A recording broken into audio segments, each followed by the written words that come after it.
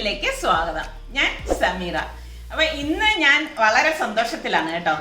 എന്താന്ന് വെച്ചാൽ നമ്മളുടെ 1000ാമത്തെ എപ്പിസോഡാണ് ഇന്ന് വന്നിരിക്കുന്നത്. അപ്പൊ ഇത് ശരിക്കും ഞാൻ അറിഞ്ഞിരുന്നൊന്നുമില്ല.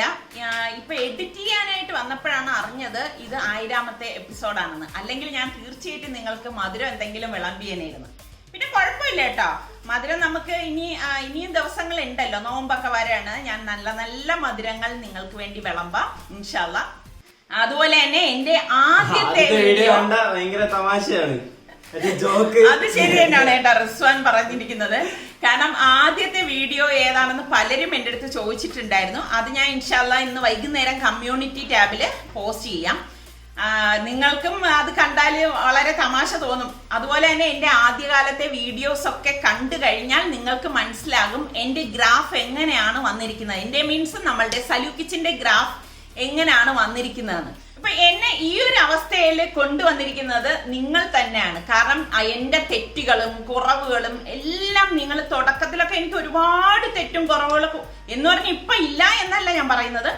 ആ സമയത്തൊക്കെ ഒരുപാടുണ്ട്. എനിക്ക് ഈ പറഞ്ഞ മാതിരി അങ്ങനെ നിങ്ങളൊന്ന് ആലോചിച്ച് നോക്കണം, അന്ന് ഇന്നത്തെ മാതിരിയുള്ള ക്യാമറയോ സെറ്റപ്പോ അതൊന്നും ഇല്ലാണ്ട് ആ ഒരു ലെവലിൽ നിന്നാണ് വീഡിയോ എടുത്ത് ഇവിടെ വരെ എത്തിയത്. അന്നത്തെ മ്യൂസിക് കേട്ട് കഴിഞ്ഞാല് നിങ്ങൾക്ക് പറയുന്ന കേൾക്കാൻ പറ്റില്ല, മ്യൂസിക് ആയിരിക്കും മുമ്പിൽ ഇരിക്കുന്നത്. അതെന്ന് വെച്ചാൽ നമ്മുടെ അന്നത്തെ മെയിൻ എഡിറ്റർ നമ്മുടെ സുൽത്താൻ. അപ്പോൾ ഞാൻ എന്ത് പറയുന്നത്, പോസ്റ്റ് ചെയ്യുന്നത് ഞാൻ സുൽത്താന്റെ അടുത്ത് കുറെ റെസിപ്പി ചെയ്തു വെച്ചിട്ട് ഞാൻ പറയുവേ ഉള്ള കാര്യം പറയാം. സുൽത്താനെ നിർത്തിയ പറയല്ലേ, 10 ഒക്കെ ഞാന് റെസിപ്പി ചെയ്തിട്ട് വന്ന് സുൽത്താന്റെ അടുത്ത് സുൽത്താനെ ഈ 10 ഒന്ന് എഡിറ്റ് ചെയ്ത് എളുപ്പം ഇത് ചെയ്തതാന്ന് പറയും. അപ്പോഴേക്കും സുൽത്താൻ പറയും ഉമ്മ അന്ന് സുൽത്താൻ എൻ്റെ അടുത്ത് പറയുന്നുണ്ട് കേട്ടോ. അപ്പൊ ഒരൊറ്റ ദിവസം ഒരു വീഡിയോ പോസ്റ്റ് ചെയ്യാവോ 10 ഒന്നും ആരും കാണത്തില്ലാന്ന്. പിന്നെ എന്റെ വ്യൂസ് കണ്ടു കഴിഞ്ഞാൽ ബഹുവിശേഷമാണ് കേട്ടോ, നിങ്ങൾക്ക് പോയി കഴിഞ്ഞാൽ കാണാൻ പറ്റും. പക്ഷെ അത് വെച്ച് നോക്കുമ്പോ നീ ആദ്യം കുക്ക് ചെയ്ത് ഏതെന്ന് പറയാൻ ബുദ്ധിമുട്ടായി. കാര്യം എന്താ പറയാ, നീ 10 ഒക്കെ ഉണ്ടാക്കിയിട്ടല്ലേ ഇത്ര ഉണ്ടാക്കിയിട്ടാണ് നമ്മുടെ സുൽത്താനെ. സുൽത്താൻ ഇങ്ങനെ എന്നിട്ട് ഞാൻ പറയേ മ്യൂസിക് കൂട്ടിയിടും പറയേ. അപ്പൊ എന്റെ വർത്തമാനം താന്നിരിക്കും, മ്യൂസിക് മേളിൽ നിൽക്കും. അപ്പൊ ഇങ്ങനെ കുറെ ആദ്യമൊന്നും എനിക്ക് കമന്റ്സ് ഒന്നും വന്നിട്ടുണ്ടായിരുന്നില്ല കേട്ടോ. പിന്നീടാണ് കമന്റ്സ് ഒക്കെ വന്നതും പിന്നെ ആൾക്കാരൊക്കെ അറിഞ്ഞു തുടങ്ങുന്നതും എൻ്റെ ഈ പറഞ്ഞ മാതിരി കണ്ടിട്ട് തെറ്റുകുറ്റങ്ങളൊക്കെ പറഞ്ഞു തരുന്നത്. അങ്ങനെയൊക്കെ കുറെ കാര്യങ്ങൾ ഉണ്ടായിട്ടുണ്ട്. ആദ്യമായിട്ട് എൻ്റെ തെറ്റുകുറ്റങ്ങൾ പറഞ്ഞു തന്നത് എനിക്ക് മറക്കാൻ പറ്റത്തില്ല, ഞങ്ങളുടെ കൂടെ അബുദാബിയിൽ ഉണ്ടായിരുന്ന സുമയ്യാണ്. സുമയ്യ വന്ന് ഓരോ കാര്യങ്ങൾ എൻ്റെ അടുത്ത് പറയും. അപ്പൊ ഇതൊക്കെ എനിക്ക് നല്ല ഓർമ്മയുണ്ട്. അപ്പൊ നിങ്ങൾ ഓരോരുത്തരുമാണ് എന്നെ ഇന്ന് ഈ ഒരു ലെവലിൽ എത്തിച്ചിരിക്കുന്നത്. അത് ഞാൻ മറക്കത്തില്ല. വളരെ സന്തോഷമുണ്ട്. എങ്ങനെ നിങ്ങളുടെ അടുത്ത് എനിക്ക് നന്ദി പറയണം എന്നൊന്നും അറിയത്തില്ല. നന്ദി എന്ന് പറയുന്ന ഒരൊറ്റ വാക്കിൽ തീരുന്നതൊന്നും അല്ല കേട്ടോ ഇത്. അപ്പോ ഇനി നമുക്ക് വീണ്ടും ഇങ്ങനെ മുന്നോട്ട് പോകാം. സത്യം പറഞ്ഞാൽ എനിക്ക് സങ്കടം വരുന്നുണ്ട് കേട്ടോ. സന്തോഷം എനിക്ക് അറിയത്തില്ല എന്താണെന്നുള്ളത്. അപ്പൊ നിങ്ങളാണ് എന്നെ ഈ ഒരു ലെവലിൽ എത്തിച്ചിരിക്കുന്നത്. അപ്പൊ നമുക്കിനി വീണ്ടും എന്ത് പറയാൻ, നല്ലൊരു സന്ദർഭത്തിൽ നമുക്ക് വീണ്ടും കാണാം. അപ്പൊ നമുക്ക് നമ്മുടെ റെസിപ്പിയിലേക്ക് പോകാം. ഈ ഒരു മസാല അപ്പം തയ്യാറാക്കാൻ വേണ്ടിയിട്ട് ഞാനിവിടെ 1/2 മുറി തേങ്ങ എടുത്തിട്ടുണ്ട്. അതുപോലെ തന്നെ ചുവന്നുള്ളി ഞാനിവിടെ ഒരു 10 എടുത്തിട്ടുണ്ട്. അത് ഇതുപോലെ ചെറുതായിട്ട് വട്ടത്തിൽ അരിഞ്ഞെടുക്കണം. പിന്നെ നമുക്കിതിലേക്ക് വേണ്ടത് പെരിഞ്ജീരകമാണ്, അതായത് ഫെനൽ സീഡ്. അത് 1 ടേബിൾ സ്പൂൺ ഇട്ട് കൊടുക്കണം. എന്നിട്ട് ഇതെല്ലാം കൂട്ടിയിട്ട് കൈകൊണ്ട് നന്നായിട്ടൊന്ന് മിക്സ് ചെയ്ത് കൊടുക്കാം. അതായത് ഈ കൊച്ചുള്ളിയെല്ലാം ഇങ്ങനെ ഒന്ന് അതിൻ്റെ ഇതളൊക്കെ വിടർന്ന് വരണം. അതിന് വേണ്ടിയിട്ടാണ് നമ്മൾ ഇതുപോലെ ഒന്ന് മിക്സ് ചെയ്തെടുക്കുന്നത്. എന്നിട്ട് ഈ തേങ്ങ കൂട്ടിയിട്ട് ഇത് കൈകൊണ്ട് നന്നായിട്ടൊന്ന് വിരവിയെടുക്കണം കേട്ടോ. ഇപ്പോൾ ഈ ചെറിയ ഉള്ളിക്ക് പകരം സവാള എടുത്തു കഴിഞ്ഞാൽ അത്ര ടേസ്റ്റ് ഉണ്ടാവില്ല. ചെറിയ ഉള്ളി തന്നെ എടുക്കുന്നതാണ് നല്ലത് കേട്ടോ. ഞാൻ ഇവിടെ മിക്സ് ചെയ്തെടുത്തിട്ടുണ്ട്. അപ്പോൾ ഇനിയിപ്പോൾ ഇത് എങ്ങനെയാണ് കലക്കിയെടുക്കുന്നതെന്ന് നമുക്ക് നോക്കാം. ഒരു ബൗൾ എടുത്തിട്ട് ഞാൻ ഇതിലേക്ക് 2 കപ്പ് വറുത്ത അരിപ്പൊടി ഇട്ട് കൊടുക്കുകയാണ്. ഇനി നമുക്കിതിലേക്ക് ഈ തേങ്ങയും ചുവന്നുള്ളിയും അതുപോലെ തന്നെ പെരിഞ്ജീരകവും കൂടി മിക്സ് ചെയ്ത കൂട്ടി ഇട്ട് കൊടുക്കാം. ഞാനിവിടെ 4 കപ്പ് വെള്ളം എടുത്തിട്ടുണ്ട്. ഈ വെള്ളത്തിലേക്ക് നമുക്ക് പാകത്തിനുള്ള ഉപ്പിട്ടൊന്ന് കലക്കി കൊടുക്കാം.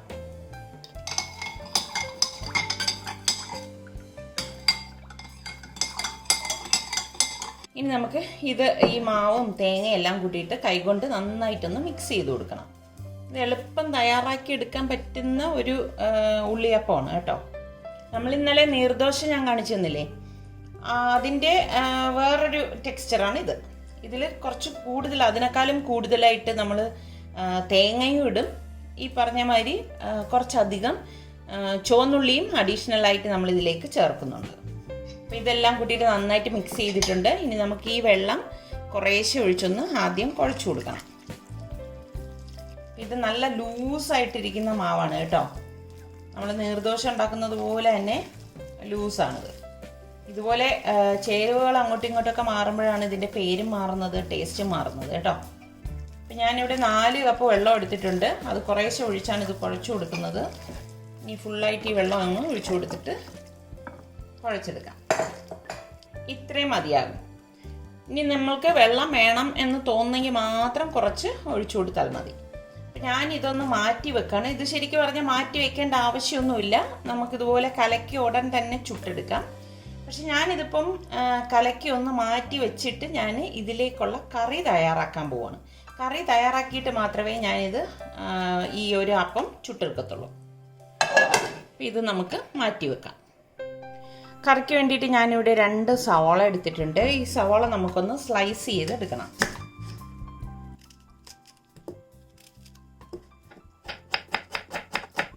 സവാള നമ്മൾ ഇതുപോലെ ഒന്ന് സ്ലൈസ് ചെയ്ത ശേഷം ഇതുപോലെ കൈകൊണ്ടൊന്ന് തിരുമ്മി കൊടുക്കണം. ആ സമയത്ത് നമുക്ക് ഈ സവാള എല്ലാം അതിൻ്റെ ഓരോ ഇതളും ഇതുപോലെ വിടർന്നു വരും കേട്ടോ. പിന്നെ നമുക്ക് വേണ്ടത് 2 ടൊമാറ്റോ ആണ്. അപ്പോൾ ടൊമാറ്റോയുടെ ഇതുപോലെ അറ്റം ഇതുപോലെ ഒന്ന് 4 ആയിട്ടൊന്ന് കട്ട് ചെയ്യണം. പെട്ടെന്ന് അതിൻ്റെ തോൽ ഇളകി കിട്ടാനാണ്. ഞാനിവിടെ ഒരു പാത്രത്തിൽ കുറച്ച് വെള്ളം എടുത്ത് വെച്ചിട്ടുണ്ട്. അപ്പോൾ നമുക്ക് ഈ വെള്ളത്തിൽ ഈ ടൊമാറ്റോ ഇട്ട് കൊടുക്കണം. ഇതോടൊപ്പം തന്നെ ഞാനിവിടെ ഒരു 6-7 വെളുത്തുള്ളി എടുത്തിട്ടുണ്ട്. വെളുത്തുള്ളി അല്ലിയാണ് കേട്ടോ, ഇതുപോലത്തെ. അതും കൂടി ഇട്ട് കൊടുത്തിട്ട് ഗ്യാസ് ഓൺ ചെയ്ത് കൊടുക്കാം. അപ്പോൾ ഇതൊന്ന് തിളച്ച് വെന്ത് കഴിയുമ്പോഴേക്കും നമുക്ക് ഇതിൻ്റെ തോല് ഊരാൻ എളുപ്പമാണ്. അപ്പോൾ ഇത് ഞാൻ മറ്റൊരു ഗ്യാസിലേക്ക് വെച്ചിട്ട് ഈ സമയം കൊണ്ട് നമുക്ക് ഇതിലേക്കുള്ള മസാല തയ്യാറാക്കിയെടുക്കാം. മസാല തയ്യാറാക്കാൻ വേണ്ടി ഞാനിവിടെ ഒരു ഇരുമ്പ് ചട്ടി അടുപ്പത്ത് വെച്ചിട്ടുണ്ട്. ഇതിലേക്ക് ഏകദേശം 3 ടേബിൾ സ്പൂൺ വെളിച്ചെണ്ണ ഒഴിച്ചു കൊടുക്കണം. എണ്ണയൊന്ന് ചൂടാകുമ്പോഴേക്ക് ഞാനിവിടെ 5-6 ഏലക്ക എടുത്തിട്ടുണ്ട്, അതിട്ട് കൊടുക്കാം. ഇതോടൊപ്പം തന്നെ ഞാനിവിടെ ഏകദേശം 1 ടീസ്പൂണോളം കുരുമുളക് എടുത്തിട്ടുണ്ട്. പിന്നെ ഒരു പീസ് പട്ട, 5-6 ഗ്രാമ്പൂ. ഇതൊന്ന് ചൂടായി വരുന്ന സമയത്ത് നമ്മൾ ഈ സ്ലൈസ് ചെയ്ത് വെച്ചിരിക്കുന്ന സവാള ഇല്ലേ, അത് ഇതിലേക്ക് ഇട്ടിട്ട് വഴറ്റി കൊടുക്കാം.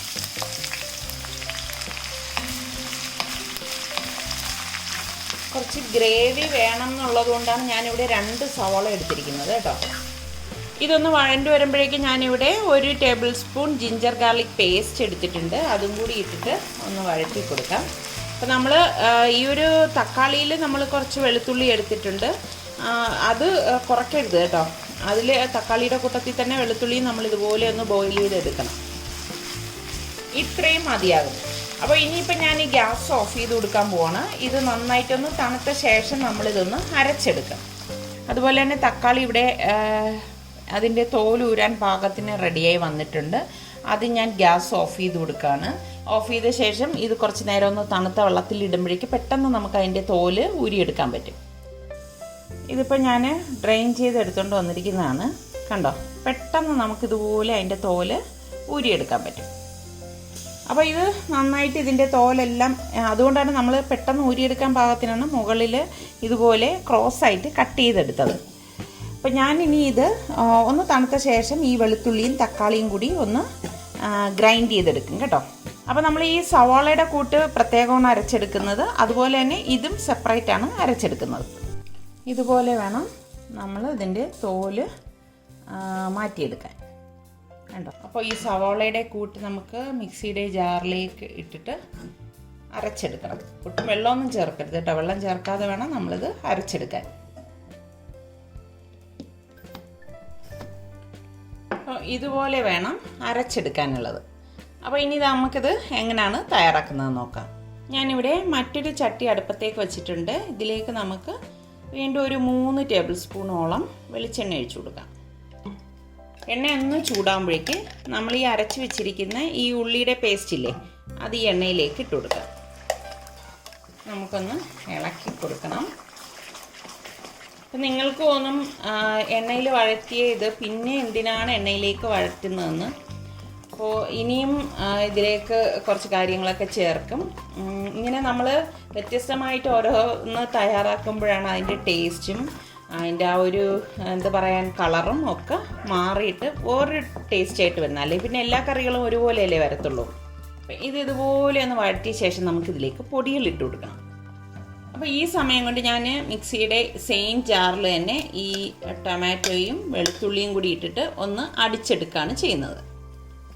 ഇപ്പോൾ ഉണ്ടോ, ഇതിപ്പം ഞാൻ ടൊമാറ്റോയും വെളുത്തുള്ളിയും കൂടി അടിച്ചെടുത്താണ്. ഇത് നമുക്ക് മാറ്റി വെക്കാം. ഇനി ഇതിലേക്ക് നമുക്ക് പൊടികൾ ഇട്ട് കൊടുക്കണം. ഞാനിവിടെ 3 table spoon Kashmiri chilli powder ഇട്ട് കൊടുക്കാം.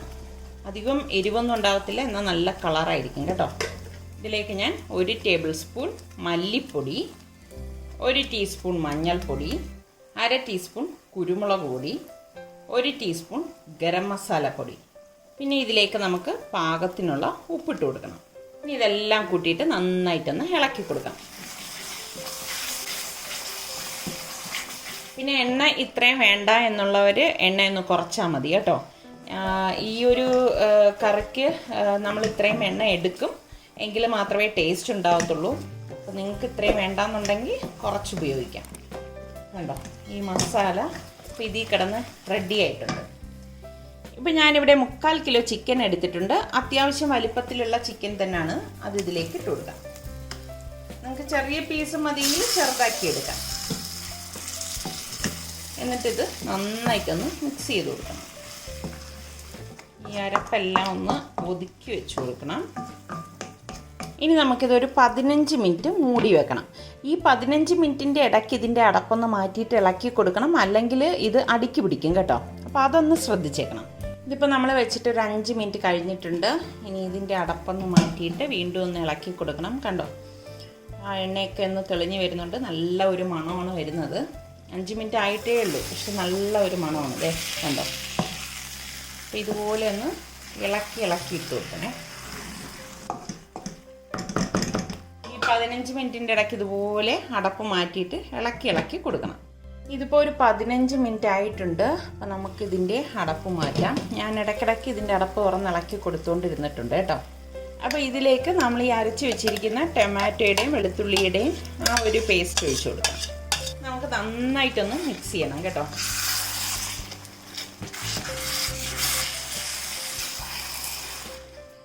ഒരു 2-3 മിനിറ്റ് ഇതുപോലെ ഒന്ന് മിക്സ് ചെയ്ത് കൊടുക്കാം.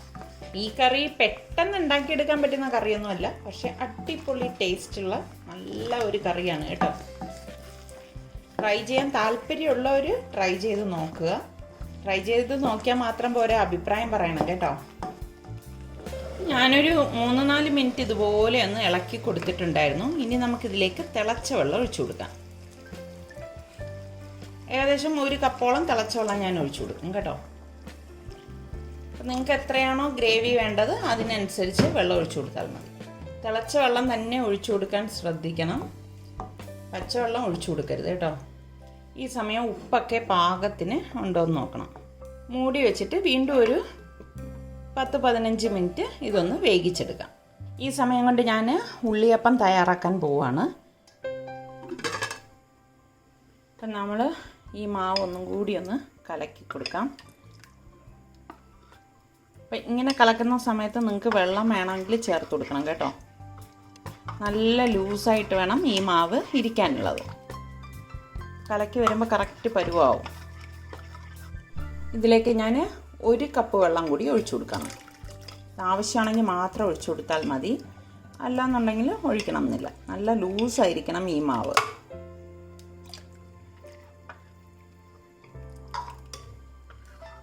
കണ്ടോ, ഉള്ളി നല്ലതുപോലെ ചേർക്കണം. അപ്പോഴേ ഈ അപ്പത്തിന് നല്ല ടേസ്റ്റ് ഉണ്ടാകത്തുള്ളൂ. ഓരോ പ്രാവശ്യം നമ്മൾ കോരി ഒഴിക്കുമ്പോഴും നന്നായിട്ട് ഇതുപോലെ ഇളക്കിയിട്ട് വേണം കോരി ഒഴിക്കാനുള്ളത്. ഓരോ പ്രാവശ്യവും നമ്മൾ ഇതുപോലെ ഓയിലൊന്ന് പ്രസ് ചെയ്ത് കൊടുക്കണം. അതിനുശേഷം മാത്രമേ മാവ് കോരി ഒഴിച്ച് ചുട്ടെടുക്കാവൂ. അപ്പം നിങ്ങളുടെ കയ്യിൽ കാസ്റ്റ് ചെയ്യണമൊന്നും ഇല്ലയെന്നുണ്ടെങ്കിൽ പ്രശ്നമൊന്നുമില്ല, നോൺ സ്റ്റിക്കിൽ ഉണ്ടാക്കിയെടുക്കാനും പറ്റും കേട്ടോ.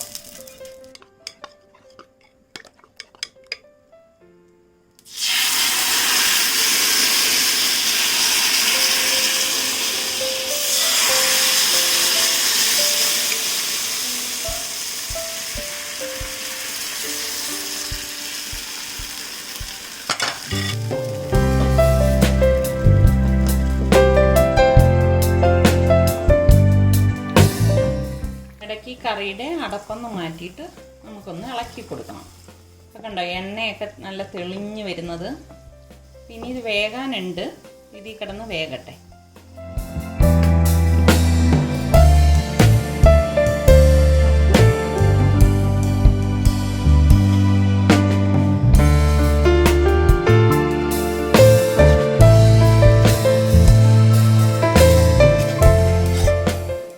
നമുക്കിതൊരു പ്ലേറ്റിലേക്ക് മാറ്റാം. കണ്ടോ നല്ല ഭംഗിയുള്ള ഉള്ളിയപ്പമാണ്.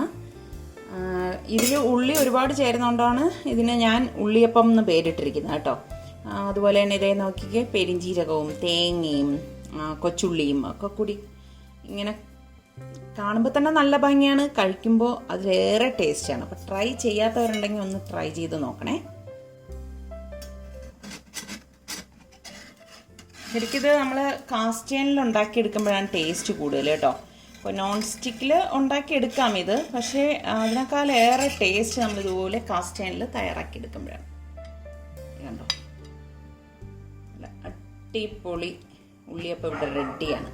അപ്പോൾ ബാക്കിയിരിക്കുന്ന മാവെല്ലാം നമുക്കിതുപോലെ തന്നെ കോരി ഒഴിച്ച് ചുട്ടെടുക്കാം.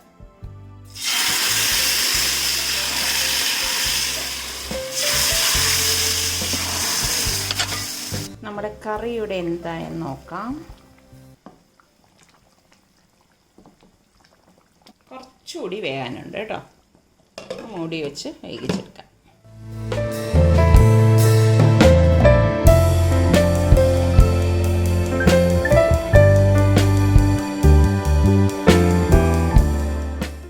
ഈ അപ്പം നമ്മൾ മറിച്ചിടൊന്നും വേണ്ട കേട്ടോ.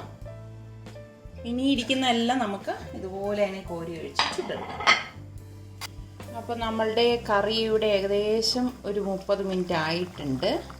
അതിൻ്റെ അടപ്പൊന്ന് മാറ്റി നോക്കുകയാണ്. കണ്ടോ എണ്ണയൊക്കെ തെളിഞ്ഞ് വന്നിട്ടുണ്ട്, പാകത്തിനെല്ലാം വെന്ത് വന്നിട്ടുണ്ട് കേട്ടോ. ഇനി നമ്മൾ ഇതിലേക്ക് ചെറിയ പീസാണ് ചേർക്കുന്നതെങ്കിൽ ഇത്രയും ടൈം വേണ്ട കേട്ടോ വേകാൻ. ഇതിപ്പോൾ കുറച്ച് വലിയ പീസല്ലേ ഇട്ടിരുന്നത്, അതുകൊണ്ടാണ് ഇത്രയും സമയം എടുത്തത്. ഇതാണ് ഇതിൻ്റെ ഒരു പരുവം, അതായത് ഇങ്ങനെ എണ്ണ തെളിഞ്ഞ് വരുന്ന ആ ഒരു പരുവം. ഞാനിതിലേക്ക് ഇതുപോലെ മല്ലിയില ചെറുതായിട്ടൊന്ന് കട്ട് ചെയ്തിട്ട് കൊടുക്കും.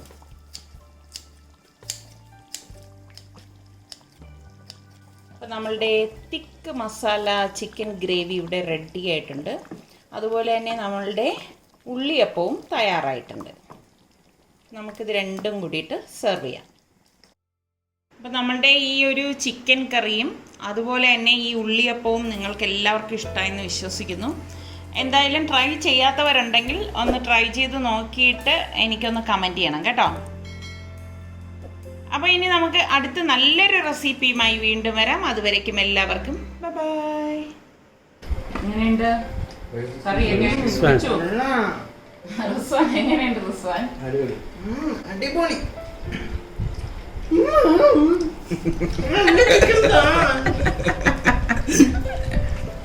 മന്തി എങ്ങനെയുണ്ട് റിസ്വാൻ?